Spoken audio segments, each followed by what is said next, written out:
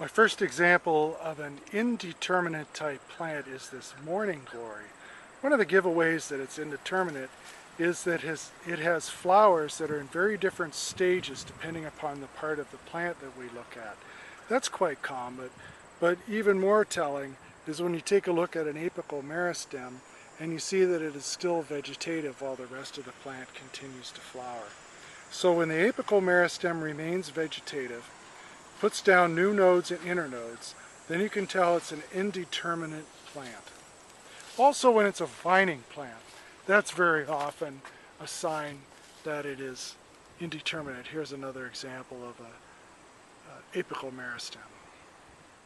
This sunflower is quite a contrast. Here's a stem, and look how right at the end of the stem, how does it end?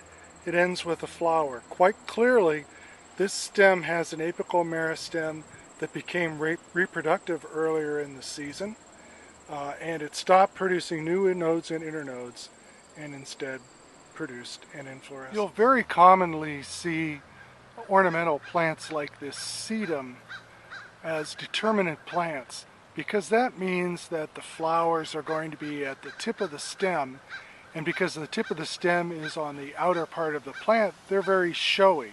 If instead the plant were indeterminate and the flowers were coming from nodes further down on the stem, they might be hidden by the foliage.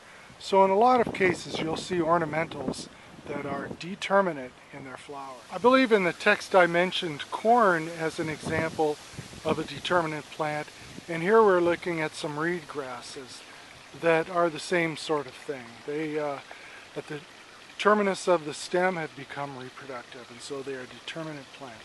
Nasturtiums are a real favorite of mine, and we have some in the garden here. Notice as I come up to the nasturtium plant how the flowers are a bit hidden under the foliage. That's a bit of a giveaway that it's an indeterminate plant. Remember, determinate plants tend to have their flowers on the outside of the plant because they're at the apical meristem, at the end of the stem. But nasturtiums, if we take a look inside, we'll see that the peduncle goes all the way back down to a node lower on the plant. This is an example of a solitary flower, very long peduncle, and a very flavorful and spicy flower. Quite good, in fact.